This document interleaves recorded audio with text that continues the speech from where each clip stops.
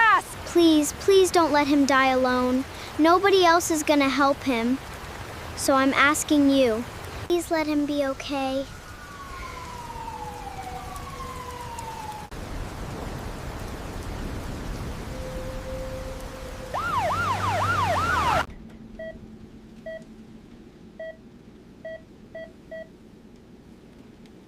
I didn't think you'd come. Thank you for coming.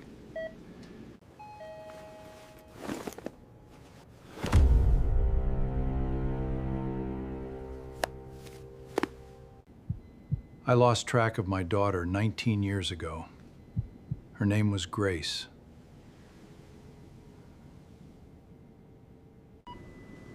Are you gonna be okay?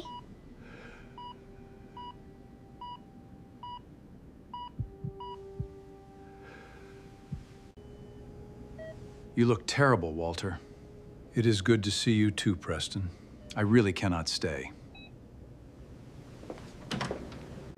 I am here to tell the truth about what happened. I cannot stay silent anymore. Mr. Coleman, look at the timeline. I can explain that. The rain had not stopped for explain 3 the call days at in 2 Cedar a.m. Hollow, Georgia, and on the corner of Maple and Ninth, under the crumbling overpass where the town's forgotten men slept on flattened cardboard, a 7-year-old girl in a yellow raincoat knelt in the mud beside a stranger who was not breathing right.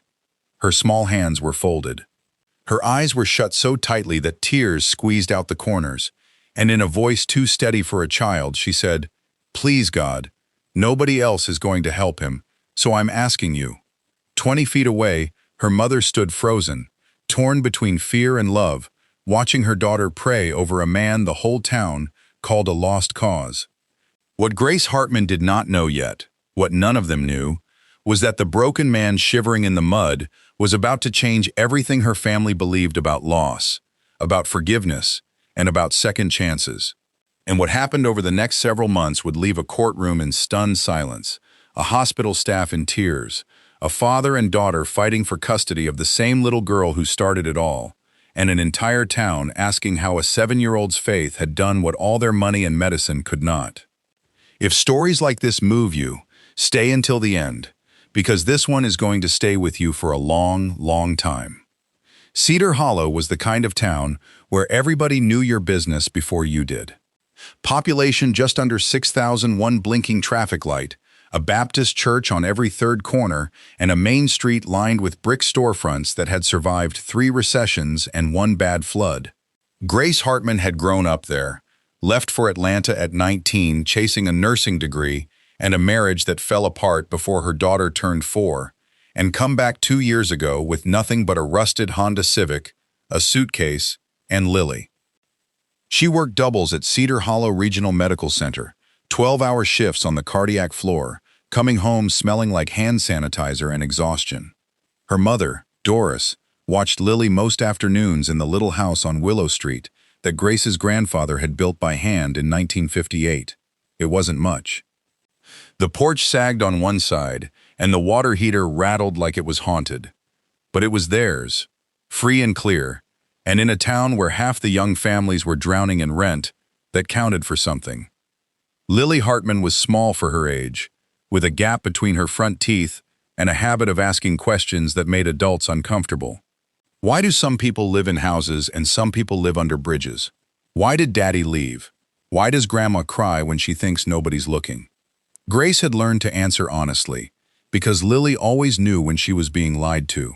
It was, Grace sometimes thought, the girl's only inherited trait from a father who'd never once told the truth when a lie was easier. Lily's father, Danny Coleman, had been gone since she was 3. Not dead, just absent in the particular way some fathers manage to be absent while still technically existing. He called on birthdays most years. He'd missed the last 2. Grace had stopped waiting for him to become someone different a long time ago, though some nights, watching Lily fall asleep clutching a stuffed rabbit Danny had given her before he left, she still wondered what it would take to make him show up and stay. The man under the overpass had been there for 11 months. The town called him Old Walt, though nobody remembered who'd started calling him that, or why. He was somewhere between 60 and 70. It was hard to tell under the gray beard, and the layers of donated coats, and he rarely spoke. The diner owner, Pete Kowalski, left coffee out for him some mornings. The church ladies from First Baptist brought sandwiches on Sundays. But mostly, old Walt was invisible, the way the town had trained itself to make him invisible, because looking too closely at a broken man-made people, uncomfortable about how thin the line really was between a good life and a ruined one. Pete Kowalski, who had run the diner on Main Street for 22 years and considered himself something of an unofficial mayor of the town's forgotten corners, used to say that old Walt had shown up the way weather shows up.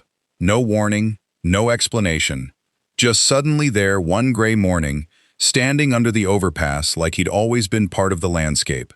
Pete had tried, early on, to get a name out of him, a story, anything. All he'd gotten in 11 months was a single sentence, delivered so quietly, Pete almost missed it. I used to be somebody people needed. Now I just try not to need anybody. Pete had never forgotten it, though he never understood it either, not until much later. Lily had noticed the man the way children notice things adults have trained themselves not to see. She'd asked Grace about him a dozen times on their walks to the library. Grace had given the careful, protective answers a mother gives. Some people fall on hard times, baby. It's not our business. Don't stare. But Lily kept watching him from the car window every time they passed, the way you'd watch someone drowning from the shore. Once, in September, she'd asked Doris to help her make a peanut butter sandwich specifically to leave for him, and when Doris asked why him, out of everyone at the shelter drop-off, Lily had simply said, "He looks like nobody's looking at him. I want him to know somebody is."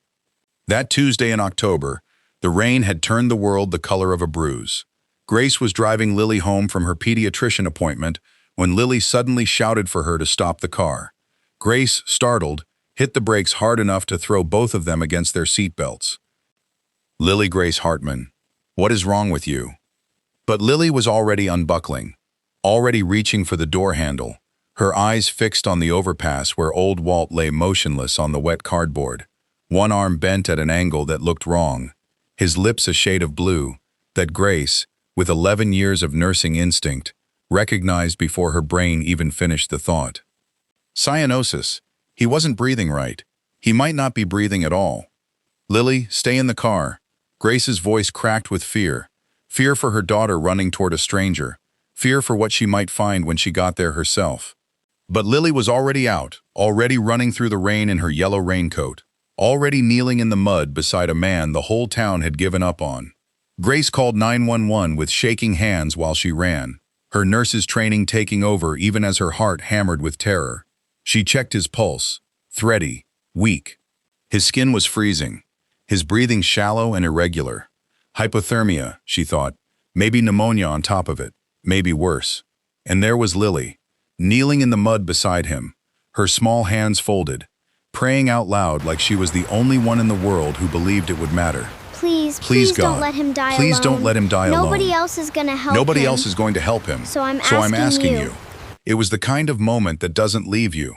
Grace would replay it for years afterward, her daughter's small voice cutting through the rain, the stranger's chest rising just slightly under her mother's hands, the ambulance sirens finally cutting through the gray afternoon like a promise being kept. What none of them knew yet, kneeling there in the mud on Maple and Ninth, was that the man's name was not simply Old Walt. It was Dr. Walter Briggs, and 17 years earlier, in an operating room 300 miles away, he had held a scalpel over a table that would end up deciding the entire shape of Grace Hartman's life, though she didn't know it yet, and neither did he. Let's take a short break here.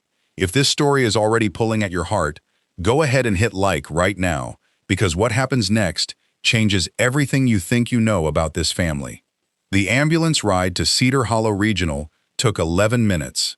Grace followed in her car, with Lily buckled tightly in the back seat, the girl's raincoat soaked through, her small face pressed against the window, watching the ambulance lights smear red and white across the wet glass.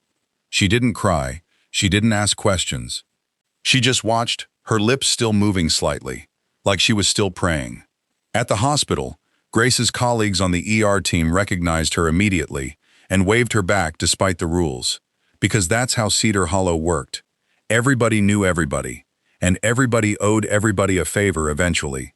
Dr. Priya Anand, the ER attending, a sharp-eyed woman in her 40s, who delivered more bad news to more families than she cared to count, met Grace at the doors with the particular calm of someone who had already seen the worst of it.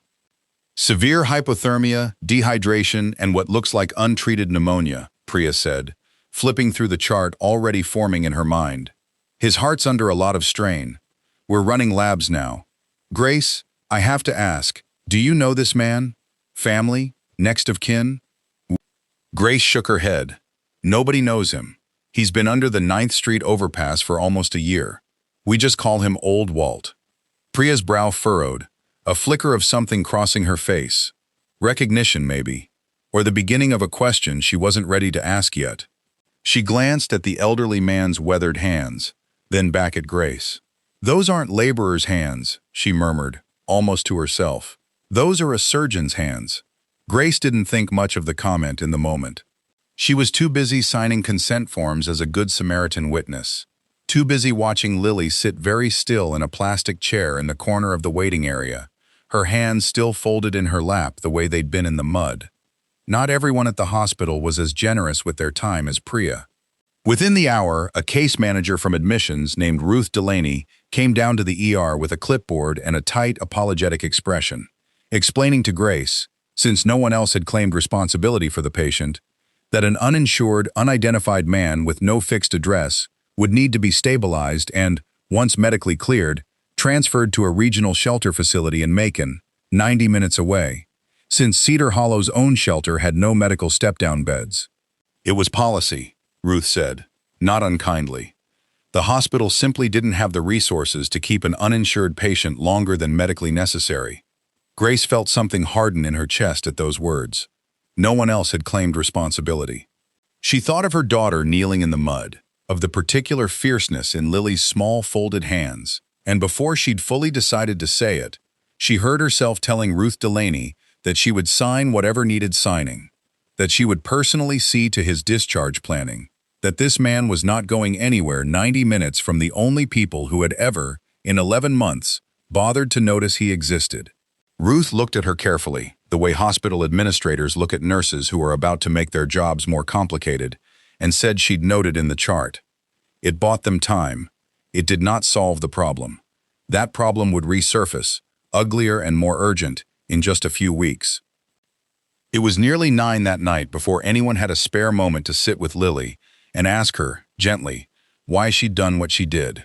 It was Doris, Grace's mother, who finally asked, kneeling in front of her granddaughter in the hospital waiting room with the vending machine humming behind her. "Baby, why'd you stop for that man? You scared your mama half to death." Lily considered the question with the seriousness only a child can bring to something adults have long stopped taking seriously. "Because nobody else was going to," she said. "And I asked God to help him because I didn't know how." "That was a very brave thing you did," Doris said, her voice thick. "I wasn't being brave," Lily said. "I was being obedient." Nobody in that waiting room had an answer for that. Grace would think about that sentence for weeks afterward. I was being obedient, turning it over like a stone in her pocket, unable to decide if her daughter had said something profound or if she'd simply repeated something from Sunday school without fully understanding it. Either way, it settled into her chest and stayed there. Walter Briggs was moved to the ICU that night. He remained unconscious for 2 full days while machines did the work his body could no longer manage on its own. And in that time, while the town of Cedar Hollow slowly began to whisper about the little girl who'd prayed over the homeless man on 9th Street, something else was happening, something that would not surface for another 3 weeks, but which had already begun the moment Dr. Priya Anand pulled his intake photograph and ran it. Out of nothing more than professional curiosity, not in Cedar Hollow's old record system, in an archived file transferred from a hospital in Charleston, South Carolina, 19 years old, flagged and sealed under a state medical board investigation. The name attached to that file was Dr. Walter James Briggs, formerly chief of cardiothoracic surgery at Charleston Mercy Hospital, license revoked, whereabouts unknown since a malpractice hearing that had ended his career and, according to the file's final note, very nearly ended his life. Priya sat alone in the records office with that file open on her screen for a long time before she closed it, unsure what to do with what she'd just learned, and even less sure who, if anyone, had the right to know it yet. If you're just now finding this channel, make sure you hit subscribe, because stories like this one, the ones about ordinary people who end up carrying something extraordinary, are exactly what we tell here every single week. Walter Briggs woke up on the third day disoriented, weak, and according to the ICU nurses, immediately apologetic, apologizing for the trouble, apologizing for the bed, apologizing for existing, in the particular way of a man who had spent a long time believing he deserved nothing better than a wet sidewalk. When Grace came to check on him during her shift, drawn by a pull she couldn't fully explain, she found him sitting up, staring out the window at the parking lot, his eyes red-rimmed and hollow. "You're the one who saved me," he said, before she'd even introduced herself. His voice was rough from disuse. "The nurse told me, said a little girl found me, said she prayed over me in the mud. That's my daughter," Grace said. "Lily." Something moved behind his eyes. Grief, maybe, or recognition of a kind Grace couldn't name. "Lily," he repeated softly, like the name meant something to him, though it couldn't have. "That's a good name. How are you feeling, Mr. Briggs?" His head snapped up. "How do you know that name?" Grace faltered. She hadn't meant to use it. She'd seen it on his chart without thinking, the way nurses read charts without thinking. But the reaction on his face told her she'd touched something he'd buried a long time ago. "It's on your intake paperwork," she said carefully. Is that not right?" He was quiet for a long moment, his jaw working, his eyes fixed somewhere past her, somewhere past the window, somewhere past Cedar Hollow entirely. "It's right," he finally said. "Nobody's called me that in almost 20 years. He wouldn't say more that day, no matter how gently Grace tried to draw him out. But over the following week, as he slowly regained his strength, a strange and unlikely routine formed. Lily insisted on visiting him after school, dragging Doris along, bringing him drawings, a sun, a dog, once a slightly lopsided picture of a hospital room with 3 stick figures labeled MOM, Lily, and MR Walt, with a heart drawn between them. Walter kept every single one, tucked carefully into the drawer of his bedside table like they were the only things of value he owned, which, as it turned out, they were. He began to talk, slowly, in pieces, the way a man talks who has forgotten how conversation works. He told Lily about a garden he used to have. He told Doris about a dog he'd owned decades ago named Scout. He did not tell anyone about Charleston, about the operating room, about the malpractice hearing, about the 11 years of drinking and drifting that had eventually landed him under an overpass in a town he'd chosen at random because the bus fare ran out there.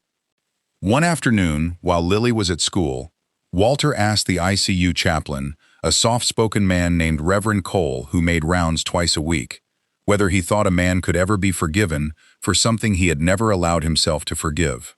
Reverend Cole, who had heard every version of that question over 30 years of hospital ministry, didn't answer directly. Instead, he asked Walter a question of his own. "Who's the last person who ever told you that you mattered?" Walter thought about it for a long time before he answered, and when he did, his voice broke on the words. "A 7-year-old girl I met 4 days ago." Reverend Cole nodded slowly, like that answered something important, and told him that sometimes grace doesn't come from where you expect it, and sometimes it doesn't come until you're too tired to keep refusing it. It was Doris, sharp, watchful Doris, who had buried a husband and raised a daughter alone, and had therefore developed an instinct for men carrying secrets, who noticed something the third week that changed the entire direction of the story. She was helping Walter organize the few belongings the hospital social worker had collected from his camp under the overpass: a worn duffel bag, a Bible with a broken spine, a few photographs so faded they'd nearly turned to ghosts, when a small velvet box slipped out from a hidden pocket sewn into the lining of the bag. Doris caught it before it hit the floor. Walter's hand shot out fast enough to startle her, fast enough that for a moment she saw something in his eyes that looked almost like fear. That's private," he said, his voice sharper than she'd heard it in 3 weeks. "I wasn't looking," Doris said gently, handing it back without argument. But she'd already seen what had fallen loose from the box in the brief second it was open. A small gold ring, and beneath it, a photograph, folded so many times the creases had gone white, of a young woman holding a baby on a hospital bed, both of them laughing at something outside the frame. Doris didn't say anything more about it that day. But that night, lying awake in the house on Willow Street, she found herself doing something she hadn't done in a long time. Praying. Really praying. Not for herself, but for the answer to a question she couldn't yet name. Lord, who is this man to us? She also, that same night, opened the bottom drawer of her own dresser and pulled out a shoebox she hadn't touched in almost 2 decades. Inside it was a single unsent letter, written in her own handwriting, dated 19 years earlier, and addressed to a man in Charleston, South Carolina, whose name she had never once spoken aloud to her daughter. She had written it the week after Ellen's funeral, in the raw first days of taking in a heartbroken little girl who wasn't legally hers yet, and she had never mailed it, because by then, Walter Briggs had already vanished from every address anyone had for him, and because, if she was honest with herself, some small, unforgiving part of her hadn't wanted to find him. She sat on the edge of her bed and read it again for the first time in 19 years, and by the time she finished, her face was wet with tears she didn't bother wiping away. We're about a third of the way through this story, and if you've made it this far, you already know it's about to get a lot more complicated. Stick around, because the next part is going to turn everything you thought you understood upside down. The truth came out on a Thursday, 3 weeks after Lily had knelt in the mud, and it came out not because anyone went looking for it, but because Grace made a routine call to update the emergency contact information on Walter's discharge paperwork, and the hospital's billing department flagged an inconsistency that sent the whole file up to administration. Walter Briggs, it turned out, was not entirely without resources. A modest trust, untouched for 19 years, sat in an account under his legal name in Charleston. Money from the sale of a house he'd never gone back to claim, sitting quietly and growing interest while its owner slept under a bridge 300 miles away, apparently believing, or wanting to believe, that he'd left nothing behind worth returning to. The hospital's social worker, a kind but no-nonsense woman named Carol Jennings, sat down with Walter to explain the discovery. And it was in that conversation, with Grace present at Walter's own request, because he said he trusted her more than he trusted his own memory of himself, that the full story finally surfaced. Walter Briggs had once been one of the most respected cardiothoracic surgeons in South Carolina. He'd built a career on precision, on long hours, on a reputation for taking the cases other surgeons wouldn't touch. He'd been married to a woman named Ellen, and they'd had a daughter, and for a while, he said, staring at his hands the way he always did when the past came too close, his life had looked like the kind of thing other people envied. Then came the surgery that ended it. A young mother named Rebecca Sloan, 34 years old, 2 children waiting at home, came in for what should have been a routine mitral valve repair. Walter had performed the procedure more than 200 times without complication. But 3 minutes into the repair, Rebecca Sloan's heart began to fail in a way no monitor had predicted and no textbook fully explained. An undiagnosed connective tissue disorder that had gone undetected through every preoperative screening. Walter fought for 40 minutes to save her. He lost. He walked out of that operating room and into a waiting area where a husband and 2 children were sitting with balloons for a mother who was supposed to come home in 3 days, and he had to tell them she wasn't coming home at all.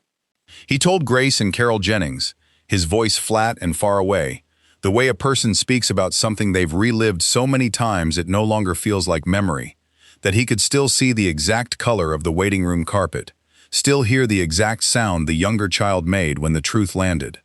"I've operated on hundreds of hearts," he said. "That was the day I found out I didn't have the stomach to survive breaking one." The hearing that followed cleared him of negligence. The death was later attributed to the undisclosed condition that no surgeon could have anticipated. But by then, it didn't matter. Walter had already convicted himself. He started drinking within months. Ellen tried to hold the family together for 2 years before she couldn't anymore. She begged him to get help.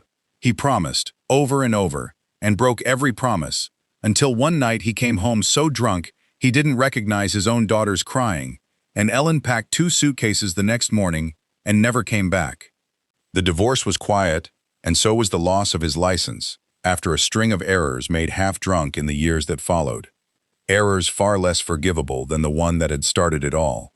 A wrong dosage here, a missed rotation there, until the medical board had no choice left but to take away the only identity he had left. "And your daughter?" Grace asked quietly, though something in her chest had gone very still, some instinct she couldn't yet explain, telling her the answer mattered more than she understood. Walter's eyes filled. Ellen took her and moved. I don't know where. I looked for a while. Then I stopped looking, because I didn't think I deserved to find her. That was almost 20 years ago. He wiped his face with the back of a trembling hand. Her name was Grace. The room went very quiet. Grace Hartman felt the floor tilt beneath her, though she hadn't moved. "What did you say?" "My daughter," Walter said, not understanding yet, not seeing what was assembling itself in front of him. Her name was Grace, Grace Ellen Briggs. She'd be, God, she'd be about your age now. Carol Jennings, sensing something enormous happening in the room that she did not yet understand, went very still. Grace's hands had begun to shake. She thought of her own mother, Doris, who had raised her alone after what? After a man who'd left. Doris always said, a man not worth remembering. A man whose name Grace had been told 100 times growing up, but had never once heard spoken with anything but bitterness.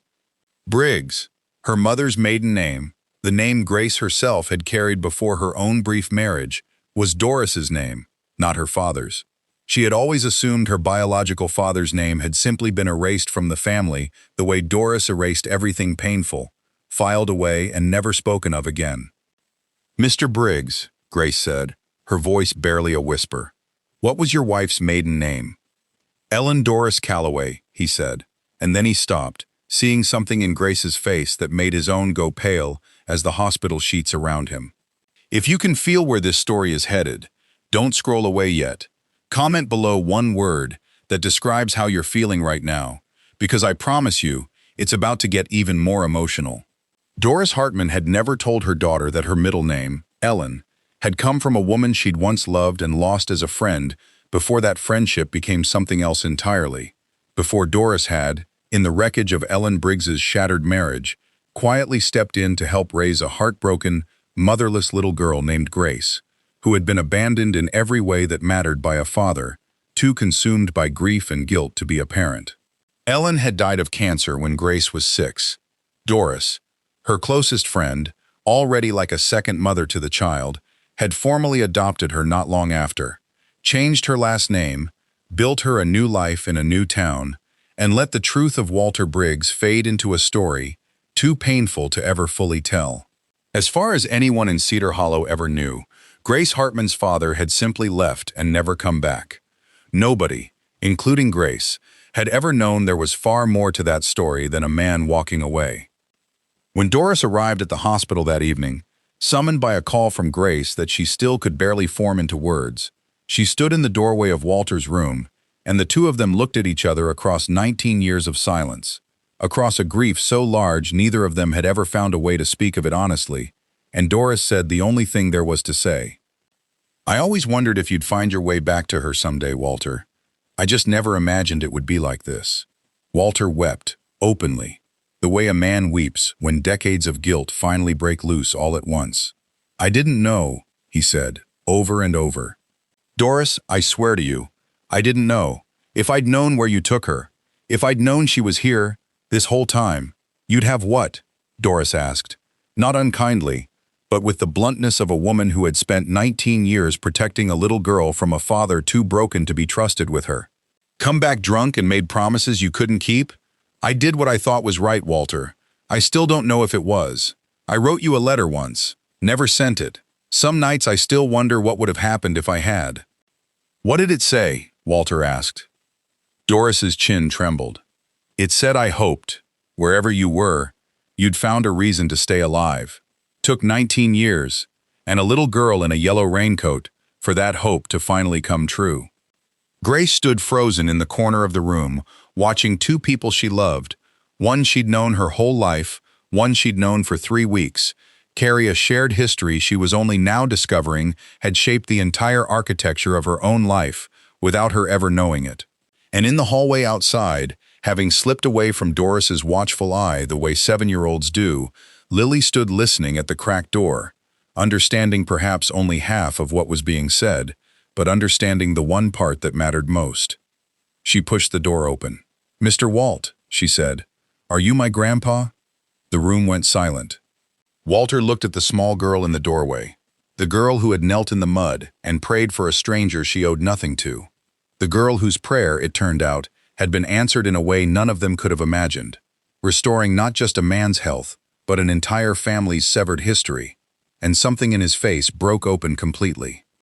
"Yes, sweetheart," he said, his voice cracking on every word. "I think I might be." The weeks that followed were not simple, because real reconciliation never is, and this story would not be honest if it pretended otherwise.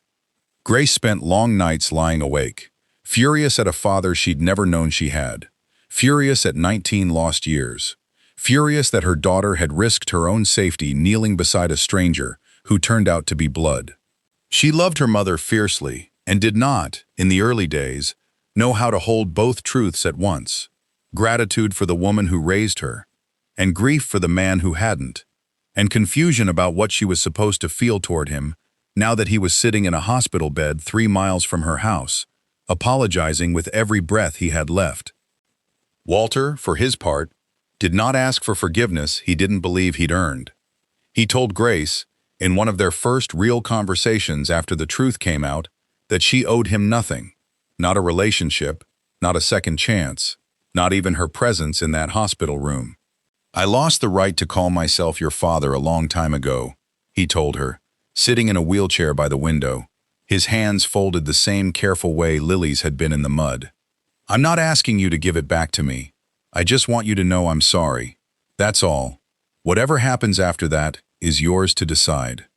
The news reached Danny Coleman, Lily's father, 2 weeks later, the way news travels through small towns even to people who've moved 3 states away, through a cousin, who mentioned it to an aunt, who mentioned it to Danny's mother, who called Danny in Jacksonville to tell him his daughter had become something of a local celebrity for finding a long-lost grandfather worth, according to the rumor mill, a great deal more money than anyone actually knew. Danny had not called Lily in 14 months. He called Grace within the week, and the conversation that followed was the first of many that would complicate the story in a way none of them saw coming. "I've been thinking," Danny said, in the easy, reasonable tone Grace remembered too well from their marriage, the tone he used right before asking for something he had no right to ask for. "Lily's growing up. She needs her dad. I want to talk about custody. Real custody, not just calls on her birthday." Grace, who had spent 4 years asking Danny for exactly that kind of involvement and receiving nothing but silence in return, felt something cold settle in her stomach. "Where is this coming from, Danny? You haven't called her in over a year." "I know I haven't been perfect," he said, "but I've got a good job now. I'm stable. I'm in a position to give her things. And I heard about her grandfather. I think it'd be good for her to have more family around, don't you? More stability?" It was the word things that told Grace everything she needed to know about what this was really about, though she wouldn't be able to prove it, not yet. Not until the paperwork started arriving from a Jacksonville attorney 3 weeks later. A formal custody modification petition, filed not out of some sudden fatherly awakening, Grace was almost certain, but because word of a Briggs family trust had reached exactly the wrong ears at exactly the wrong time. Walter Briggs was moved out of the ICU and into a step-down unit, while Cedar Hollow slowly began to whisper about the little girl who'd prayed over the homeless man on 9th Street. The local paper picked up the story first as a small human interest piece, 3 paragraphs buried on page 4, but it spread the way stories do now, shared and reshared, until a reporter from an Atlanta television station showed up at the hospital asking for an interview, and Walter, still weak, still ashamed of the 11 months that had led him there, refused every single request. "I'm not a story," he told Grace. "I'm a man who got a second chance he didn't earn. There's a difference, and I don't want anybody confusing the two." But the attention brought consequences neither of them anticipated. In Charleston, a man named Preston Briggs, Walter's younger half-brother, a real estate developer who had built a modestly successful career and an entirely successful reputation for himself in the 19 years since Walter disappeared, saw his brother's face on a local Atlanta news segment that had run despite Walter's refusal, built entirely around an old hospital photograph and secondhand quotes from Pete Kowalski at the diner. Preston had not spoken to Walter since their mother's funeral, 12 years earlier, when Walter had shown up unshaven and unstable, and Preston had quietly asked him to leave before he embarrassed the family further. Preston had assumed, in the years since, that his older brother was either dead or as good as. Seeing him alive, and more importantly, seeing him connected once again to a trust fund Preston had long ago stopped thinking about, set something into motion that would eventually land the entire family in a Cedar Hollow courtroom. Preston did not come to Cedar Hollow right away. First he hired an attorney.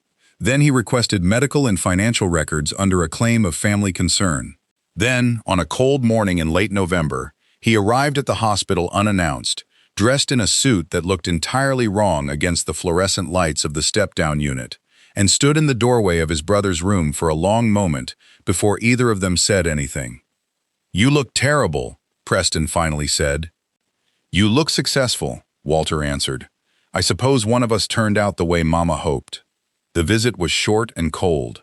Preston asked pointed questions about Walter's mental state, his sobriety, his relationship with these people, gesturing vaguely toward the hallway where Grace had been sitting with Lily.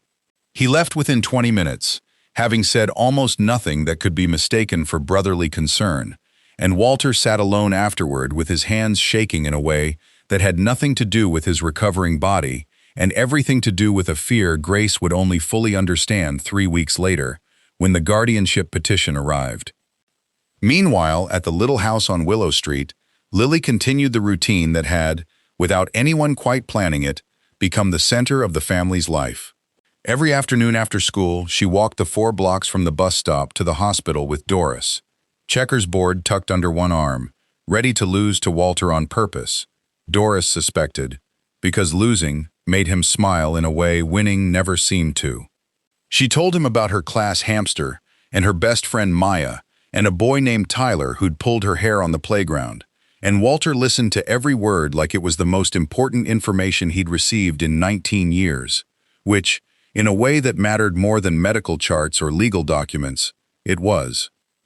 It was during one of these visits, in early December, that Lily asked Walter a question that neither Grace nor Doris had worked up the courage to ask him directly. "Were you scared? Under the bridge?" Walter considered the question the way he considered all of Lily's questions, with the full seriousness they deserved. "Every single night," he admitted. "But I got used to being scared. I think that's the saddest part. After a while, being scared just felt normal." "I wasn't scared when I found you," Lily said. "I know I should have been. Mama says I should have stayed in the car." "Your mama's right," Walter said gently. "It's not that I don't understand why you did what you did. It's that the world isn't always safe for little girls who run toward strangers, even when their hearts are in the right place." "But if I'd stayed in the car, you might have died," Lily said, with the flat, undeniable logic of a child who has already worked out the only conclusion that makes sense to her. "So I think God knew I needed to be brave that one time, even though Mama's right the rest of the time." Walter didn't have an answer for that, and he found, increasingly, that he didn't need one. Being around Lily had begun to feel less like a burden he hadn't earned and more like a door someone kept leaving open for him, patiently, without demanding he explain why it had taken him 19 years to walk through it. The custody papers from Danny Coleman's attorney arrived at the house on Willow Street on the second Monday of December, the same week Walter was finally discharged from the hospital into Carol Jennings's transitional housing program, a small furnished room above the church that First Baptist had quietly offered once the congregation learned the details of his story. Grace read the custody petition twice at the kitchen table after Lily had gone to bed, her hands cold, her mind racing through every version of the conversation she would eventually have to have with her daughter about why her father, absent for 14 months, had suddenly decided he wanted her back. She called her attorney the next morning, a family friend named Marcus Webb, who had handled her divorce 4 years earlier for a fraction of his usual fee. And Marcus, reading through the petition, was blunt in the way old friends can afford to be. "This isn't about Lily, Grace. Look at the language here. He's requesting financial disclosure on any inheritance or trust benefits that might come to the minor child. This is about money. I've seen it 100 times. But that doesn't mean a judge won't take it seriously, and it doesn't mean it won't be ugly." Grace did not sleep that night, or many nights after.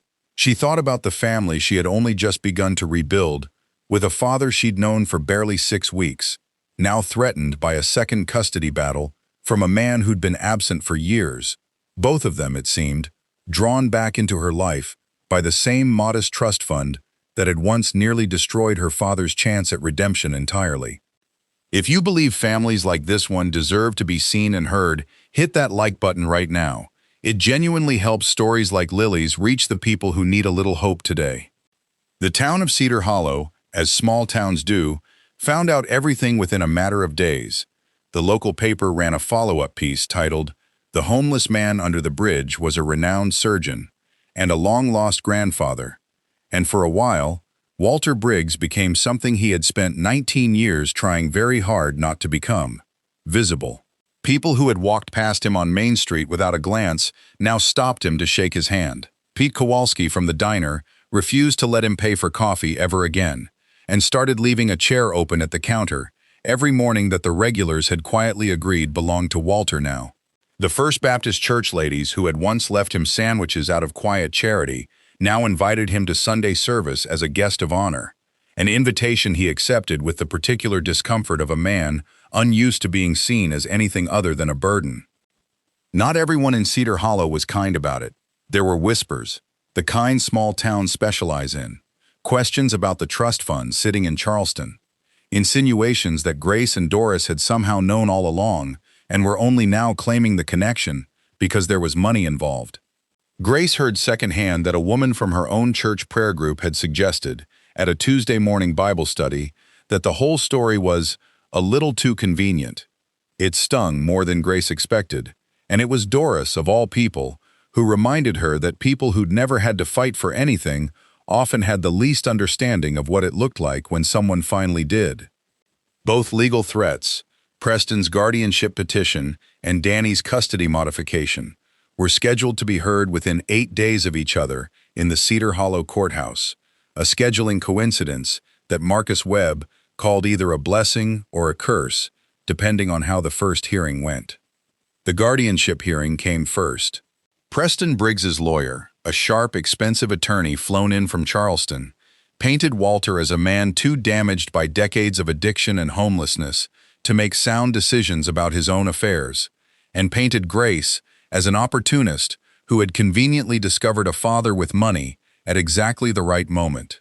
It was a cruel and calculated argument, and for a long, terrible morning, it seemed to be working. The attorney produced records of Walter's revoked medical license, his decade of documented public intoxication citations from 3 different cities, a psychiatric evaluation from 11 years earlier that used words like unstable and high risk, every piece of paper trail from the worst years of his life, laid out like evidence in a trial about who he no longer was, rather than who he had become. Grace sat in the gallery with Lily's small hand gripped tightly in hers, watching a lawyer she'd never met try to erase her entire family in front of a judge, and she felt something rise in her that surprised even herself. Not just grief, not just fear, but a fierce, protective fury on behalf of a father she had known for barely 2 months. It was Dr. Priya Anand who turned the tide, taking the stand as a witness for Walter's competency, laying out in clear, unshakable medical terms the full arc of his recovery, the hypothermia and pneumonia that had nearly killed him, the sobriety he had maintained without a single relapse in the 2 months since, the cognitive evaluations that showed no impairment beyond what any man his age might reasonably carry. But it was what she said next that changed the temperature of the entire courtroom. "I want to be honest about something," Priya said, looking directly at the judge rather than the lawyers. "When Mr. Briggs first came into my emergency room, I didn't know his history. I only knew he was a man nobody claimed, the kind of patient our system quietly deprioritizes because there's no family pushing, no one asking questions, no one who seems to care whether he lives or dies. I've seen 100 men like him come through those doors over the years. Most of them we lose. Mr. Briggs is here today, functioning, sober, and reunited with a family that loves him, because a 7-year-old girl decided he was worth stopping for when the rest of the world had already decided he wasn't. I don't know how to put a legal argument around that. I just know it's the truth, and I thought this court should hear it." There was a long silence in the courtroom. Even Preston Briggs, sitting stiff and expensive-suited at the plaintiff's table, seemed to falter for the first time. Pete Kowalski testified next, awkward in an ill-fitting sport coat he'd clearly bought for the occasion, describing 11 months of small, unremarkable kindnesses, coffee left on a curb, a man who never once caused trouble, never once asked for more than he was given. It wasn't dramatic testimony, it didn't need to be. It painted a picture of a broken man who had, even at his lowest point, never stopped being decent to the people around him. And the courtroom felt it. It was Walter himself, called finally to testify on his own behalf, who delivered the moment that would end up, weeks later, quoted in a regional newspaper feature about the case. He was asked, plainly, by his own attorney, why the court should trust his judgment enough to leave his affairs, modest as they were, in his own hands and in the care of the daughter and granddaughter he'd only just found. Walter was quiet for a long moment, his hands folded on the witness stand exactly the way they'd been folded in his hospital bed, exactly the way his granddaughters had been folded in the mud 2 months earlier. "I spent 19 years believing I didn't deserve a family," he said finally, his voice steady despite everything. "I believed it so completely that I let myself disappear, rather than face the people I'd hurt. I lived under a bridge, because some broken part of me thought that was exactly where I belonged. And I might have died there, quietly, the way men like me usually do, if a little girl hadn't decided I was worth kneeling in the mud for. I'm not asking this court to erase what I did or who I was. I'm asking you to let an old man spend whatever time he has left trying to be worth what that little girl believed about him before I'd given her any reason to believe it at all." Preston Briggs withdrew his petition 3 days later, before the judge had even finished deliberating. Whether it was shame, or the sudden glare of unwanted publicity, or some small flicker of decency finally surfacing, nobody in Cedar Hollow ever knew for certain. But the trust remained in Walter's name, and for the first time in 19 years, Walter Briggs walked out of a courtroom, a free man in every sense that mattered. There was no time to celebrate.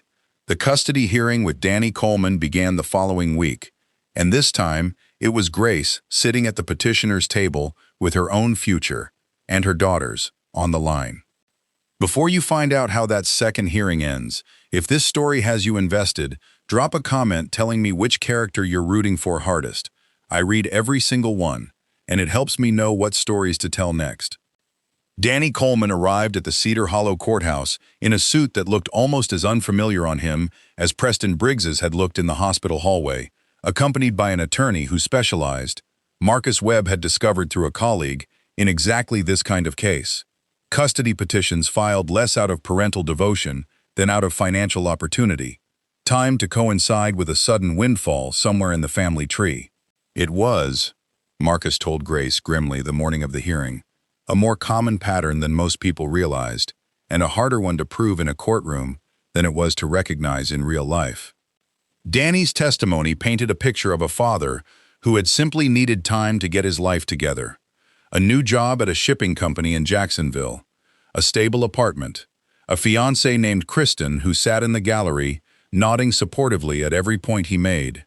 He spoke about wanting to be present for his daughter's life, about regretting the years he'd missed, about believing that a child benefited from having both parents actively involved. On paper, and to a judge who didn't know the family's history, it might have sounded almost convincing. It was Grace's turn on the stand that turned the hearing, not through a dramatic revelation, but through simple, devastating documentation. Marcus had spent the week before the hearing compiling every missed birthday call, every unanswered text message, every canceled visitation going back 3 years, cross-referenced against the timeline of Preston Briggs's guardianship petition and the first news article about Walter's trust fund. The pattern, laid out chronologically on a single exhibit board, was impossible to ignore. 14 months of complete silence, followed by a custody filing exactly 19 days after the Atlanta television segment about the Briggs family fortune had aired. "Mr. Coleman," Marcus asked during cross-examination, his voice calm but pointed, "can you tell the court the date of your daughter's last birthday?" Danny hesitated. "October, I believe. Around then." "Her birthday is October the 4th, Marcus said. "You called her on October the 11th, a week late, and the call lasted, according to phone records, 4 minutes. Is that consistent with your memory?" Danny didn't answer. He didn't need to. The judge's expression had already shifted, and by the time Grace's own testimony was finished, quiet, unembellished, focused not on attacking Danny but simply on describing, in plain terms, who had shown up for Lily every single day of her life, and who had not. The outcome of the hearing felt, to everyone in that courtroom, except perhaps Danny himself, like a foregone conclusion. The judge ruled in Grace's favor, preserving her full custody with only the modest, standard visitation rights Danny had already been failing to use for over a year. It was not the dramatic courtroom reversal of the guardianship case. It was quieter, sadder in its own way. A father confronted with the plain arithmetic of his own absence, and finding, when the numbers were finally added up in front of a judge, that they didn't add up to love the way he'd apparently hoped they might. Outside the courthouse afterward, Danny approached Grace alone, Kristen waiting by the car, his expensive suit suddenly looking less like confidence and more like a costume he hadn't quite grown into. "I really did mean it," he said, about wanting to be there for her. "I believe you meant some of it," Grace said, and found, to her own surprise, that she said it without bitterness. "But meaning it isn't the same as doing it, Danny. Lily doesn't need somebody who means well from 3 states away. She's got that already, with you. What she needs is somebody who shows up. If you ever decide you want to actually be that, call her. Not me, her. She'll know the difference, same as I did." He nodded, said nothing more, and got into his car. Grace never knew, in the months that followed, whether that conversation changed anything in him. What she did know was that Lily, waiting with Doris and Walter on a bench outside the courthouse, ran to her mother the moment the doors opened and asked only one question. "Can we go see Grandpa Walt now?" And Grace realized, holding her daughter close in the cold December air, that somewhere in the last 2 exhausting months, without either of them quite noticing it happen, that question had already answered every other one that mattered. We're almost at the end of this story now, and I promise you, the way it closes is going to stay with you. So if you haven't already, take a moment to like this video. It truly helps more than you know. Walter used a portion of that long untouched trust to do something nobody expected, least of all himself. He didn't buy a house in a gated neighborhood, didn't disappear into a comfortable retirement the way Preston's lawyers had assumed a man like him secretly wanted. Instead, he approached Cedar Hollow Regional Medical Center with a proposal: funding for a small transitional care program for homeless patients discharged from the ER, the kind of quiet, unglamorous safety net that might have caught him, had it existed, at any point during his own 11 months under that overpass. He named it, over Grace's tearful objection that it was too much, the Lily Grace Program, because, he said, everything good that had happened to him in the last several months had started with a 7-year-old refusing to walk past a stranger in the rain. The hospital held a small fundraiser dinner in the spring to formally launch the program. In the same banquet hall where the town held its Rotary Club meetings and wedding receptions, string lights hung along the ceiling and folding tables covered in white cloth. Pete Kowalski catered it himself, refusing payment. Ruth Delaney from admissions, who had once tried to send Walter 90 minutes away to a shelter in Macon, stood up during the program and spoke, with tears she didn't try to hide, about how the case had changed the way her department thought about patients with no fixed address. how 3 other uninsured patients had already been kept local under a new discharge protocol, modeled directly on what Grace had fought for in October. Reverend Cole gave the closing prayer. Doris sat beside Walter the whole evening, her hand resting on his arm, and more than one person in that room noticed, and wondered, and said nothing, because some things a small town knows better than to rush. Lily, seated between her mother and her grandfather at the head table in a dress Doris had sewn for the occasion, was asked by the hospital's public relations director to say a few words, since the program bore her name. She stood up on her chair so she could be seen over the podium, entirely unbothered by the room full of adults watching her, and said the only thing she'd prepared. "My grandpa always says I saved his life. But I think he saved mine too, because before I found him, I didn't know I had a whole other family I was missing. So I guess we saved each other. That's what my mom says love is supposed to do." The room, Grace would say later, did not have a single dry eye left in it by the time Lily sat back down.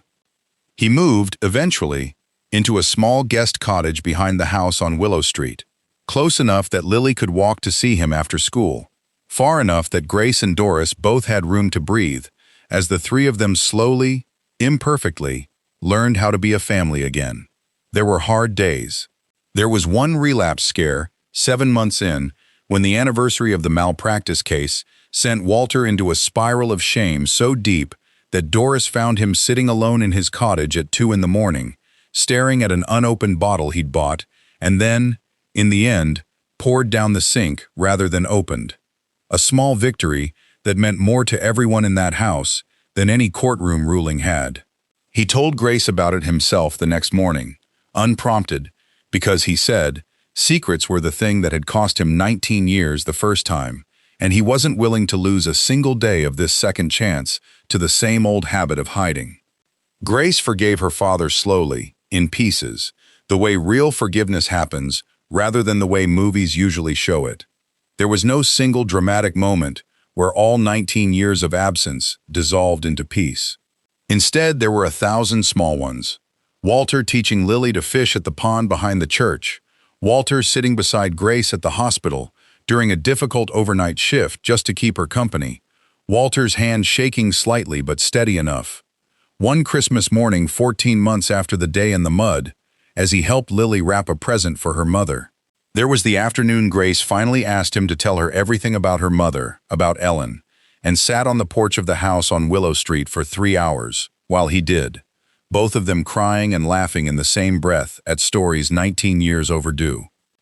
On the 1-year anniversary of the day Lily knelt beside a stranger under the 9th Street overpass, the whole family gathered at that same spot. Grace, Doris, Walter, and Lily, now 8, taller, missing a different tooth. The overpass looked the same as it always had, gray and unremarkable, the kind of place most people drove past without a second glance. But for this family, it had become something closer to holy ground. "Do you remember what you prayed for that day?" Grace asked her daughter, kneeling down beside her the way she had knelt in the mud a year before. Lily thought about it seriously, the way she thought about everything.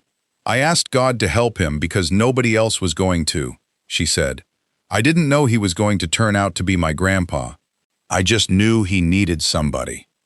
Walter, standing behind them with Doris's hand resting gently on his arm, wiped his eyes with the back of his hand, a gesture that had once meant shame and now, finally, meant something closer to gratitude. "That's the thing about faith like yours, sweetheart," he said. "It doesn't wait to find out if someone deserves it first. If there's one thing this story asks you to remember, it's this. The people the world walks past are often the very people carrying the answer to a prayer somebody else hasn't even thought to say yet. A little girl in a yellow raincoat didn't see a lost cause under that bridge. She saw a man worth kneeling for, and because she did, a family that had been broken apart for 19 years found their way back to each other, one small, stubborn act of love at a time, weathering 2 courtrooms, a town's whispered doubts, and every hard truth that had to surface before the healing could finally begin. If this story touched your heart today, do 3 things before you go. Hit that like button, because it tells us stories like this one are worth telling. Leave a comment and share one word about how this story made you feel. I read every single one. And if you want more stories about ordinary people who did extraordinary things simply because they refused to walk past someone who needed them, subscribe to this channel, because there are so many more stories like Lily's still waiting to be told. Because sometimes, the smallest voice in the room is the one carrying the biggest miracle. And sometimes, all it takes to change everything is one person brave enough to stop, kneel down in the mud, and simply refuse to give up on someone everyone else already had.